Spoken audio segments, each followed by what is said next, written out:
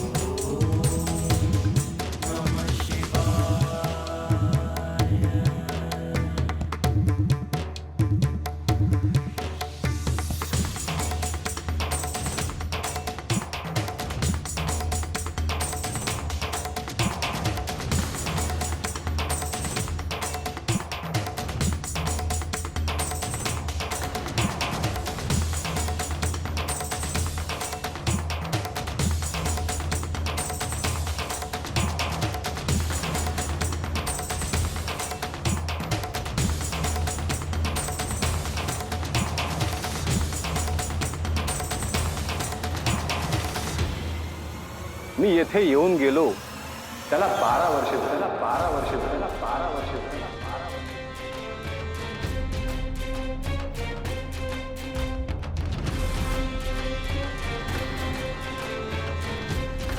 आजपर्यंत अनेक उपवास केले, व्रत वैकल्य झाली, पण आई होण्याचे भाग्य मला लाभले नाही।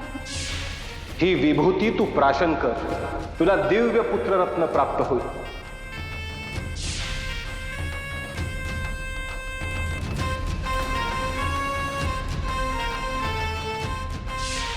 12 वर्षांनी मी पुन्हा येईन आणि तुझ्या मुलाला दीक्षा देईन।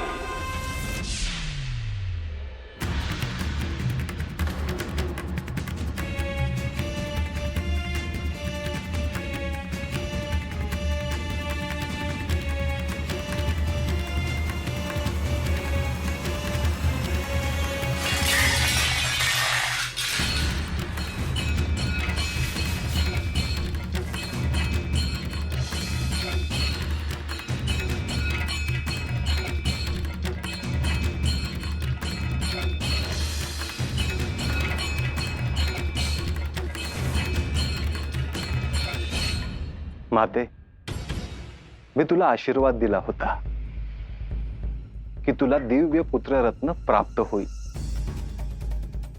तू विसरलीस का माते?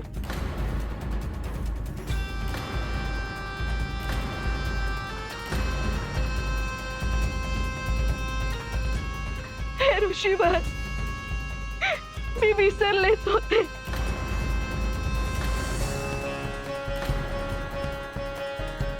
मी ओळखलं तुम्हाला। मी तुला हेही सांगितले होते की मी 12 वर्षानंतर परत येईन।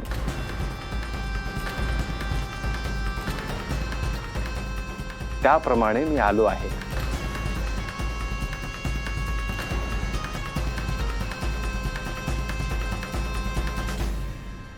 हे गुरुवर, आपण आपला शब्द पाळला।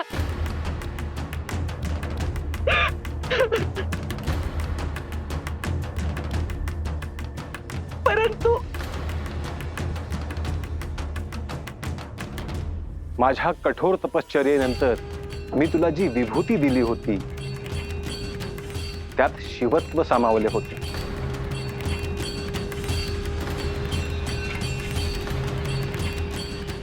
ती विभूती प्राशन केल्यानंतर तुला अनेक दिव्य अनुभव, अनेक देवदेवतांचे दृष्टांत झाले असतील, हो ना? हे योगीराज, मला काय बोलावे शब्द सुचत नाहीये. माते, मी हिमालयातून भ्रमण करीत केवळ तुझ्या मुलाला भेटायला आलो आहे. मी शब्द दिला होता, मी येईन आणि त्याला दीक्षा देईन. माते, तुला स्मरण आहे ना? मी पापिणी आहे. आता या क्षणी धरित्री तू भंगून तिने मला पोटात घेतले तर फार बरे होईल. माते, तुझ्या डोळ्यात पाणी का? आणि तुझा स्वर भीतीने कंप का पावतो आहे? तुझ्या पोटी जो दिव्य पुत्र जन्माला आला त्याला मी कधी पाहतो असे झाले आहे. माते, त्याला हाक मार. त्याचे नाव काय ठेवले आहे? खरं तर मीच त्याला हाक मारली असती, परंतु तू वात्सल्याने त्याला हाक मारशील तर तो खेळत असला तरी तात्काळ येथे येईल.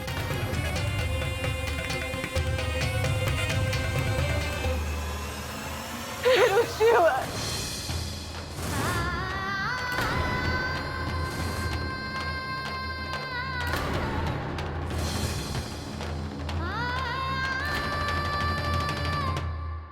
मला क्षमा करा. माझे काही चुकले का? की माझा शब्द खोटा ठरला? मी जी विभूती तुला दिली होती त्याचे फळ तुला मिळाले ना?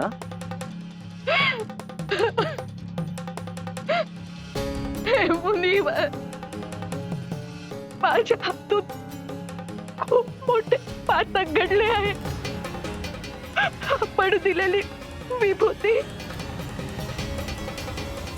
मी प्राशन केलीच नाही.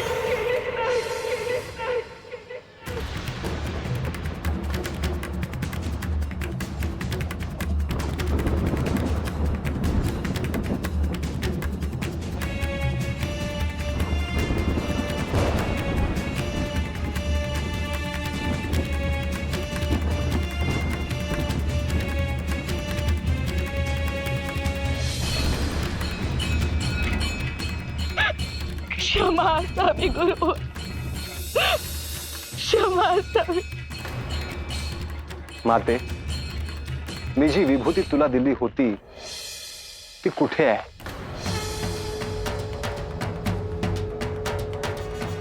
गावातून बाहेर काही जण शेण जिथे टाकतात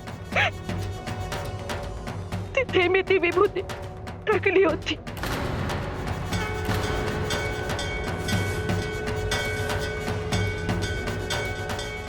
हे गुरुवर, आपण द्याल ती शिक्षा मी भोगायला तयार आहे. हे कारण सांगताना माझी मलाच लाज वाटते आहे. हे सांगणे भाग आहे की माझी बुद्धी भ्रमित झाली होती.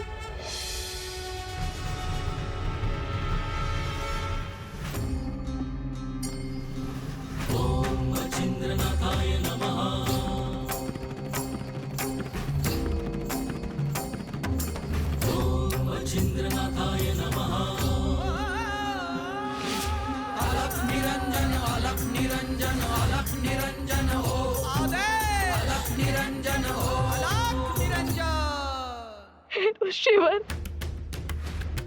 आपण जे प्रायश्चित्त द्याल ते मी घ्यायला तयार आहे. आदिमायेची ही लीला आहे. श्री महादेव, श्री गुरुदत्त ह्यांच्याच इच्छेने हे घडले आहे असे समज. भगवंत कृपा करतात, परंतु ती स्वीकारण्याची ही क्षमता असावी लागते.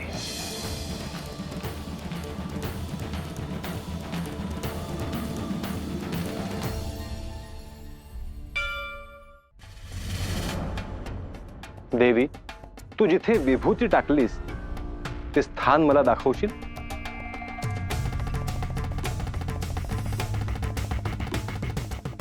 अवश्य ऋषीवर.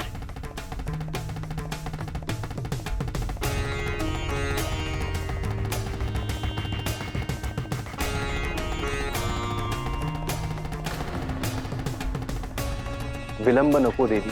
माझ्यासोबत येण्यासाठी घरातून कोणाची अनुमती घ्यायची असल्यास ती घेऊन तात्काळ यावी.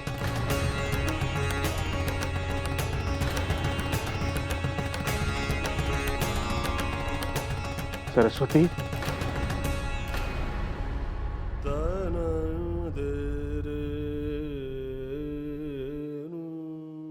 अहो, तुम्ही आता या क्षणी माझ्या सोबत याल का? हवं तर मी हात जोडते तुमच्या समोर. हवं तर पाया पडते.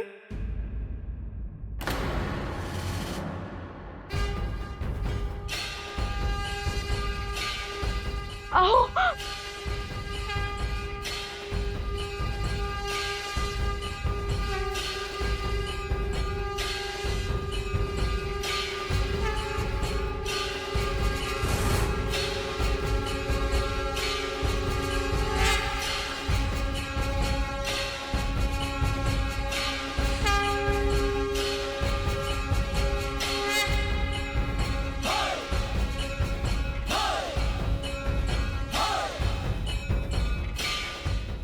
प्रत्येक जीवात एकच आत्मा आहे.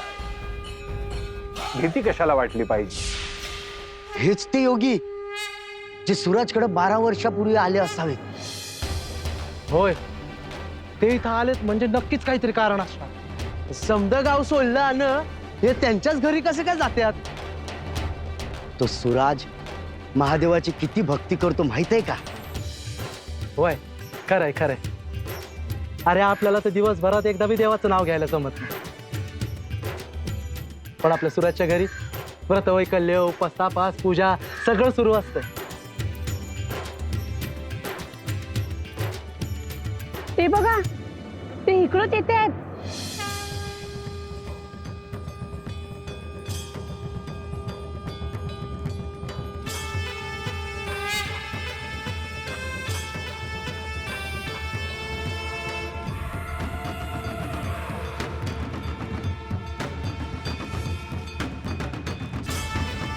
ए सूरज, काय झालं रे? सांगतो, चला. काकी, तुमच्या डोळ्यात अश्रू? सांगते. तुम्ही दोघी चला माझ्या बरोबर.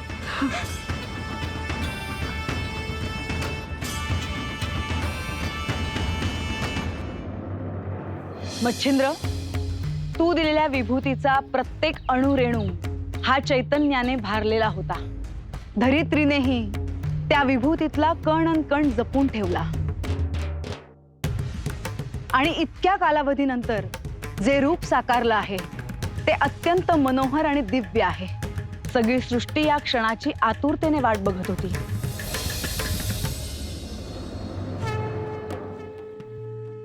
बारा वर्षाचा काळ सरून गेला. या काळात मच्छिंद्रने दिलेली विभूती त्या मातेने ग्रहण केली असती तर तिच्या पोटी दिव्य पुत्र जन्माला आला असता.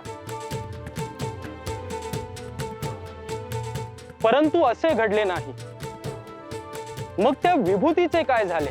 त्या विभूतीत असलेले चैतन्य, शिवतत्व विरून गेले की काय?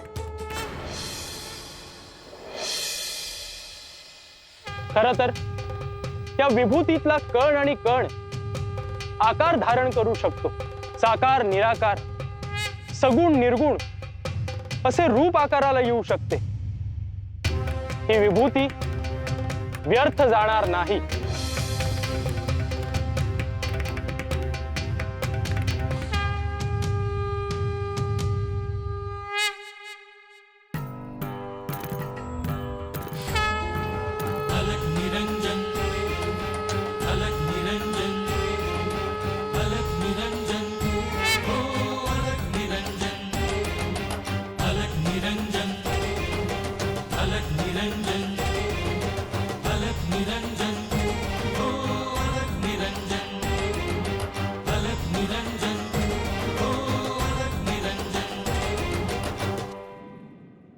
असं अचानक काय घडलंय की ते योगी सूरजकडे आले आणि आता त्यांच्या मागोमाग सगळे आपण गावाबाहेर चाललोय. तुला आठवतंय का ते योगी 12 वर्षापूर्वी गावात आले होते तेव्हा म्हणाले होते 12 वर्षांनी मी परत येईल. होय, आता तुम्ही काहीच बोलू नका. आधी काय होतंय ते बघूया आपण. पण आम्ही कोणाला नाव ठेवतोय का? सुराज आणि सरस्वती आमच्या घरातल्या सारखेच आहेत. त्यांचं दुःख ते आमचं दुःख. हो, खरंय.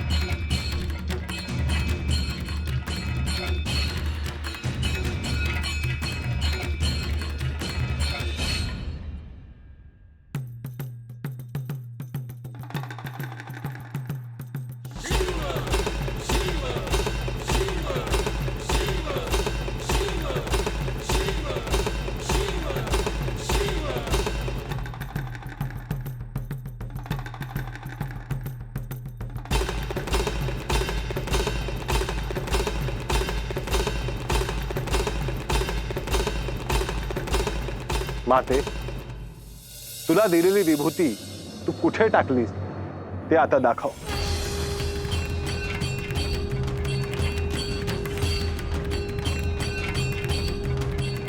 हे गुरुवर, तुम्ही काय करणार आहात? आता इथे जे काही घडेल त्याची कल्पनाही कोणी केली नसेल.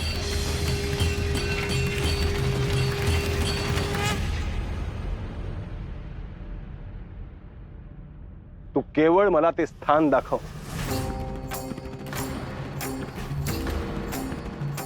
त्यानंतर जे होईल ते तू प्रत्यक्ष पाहशीलच.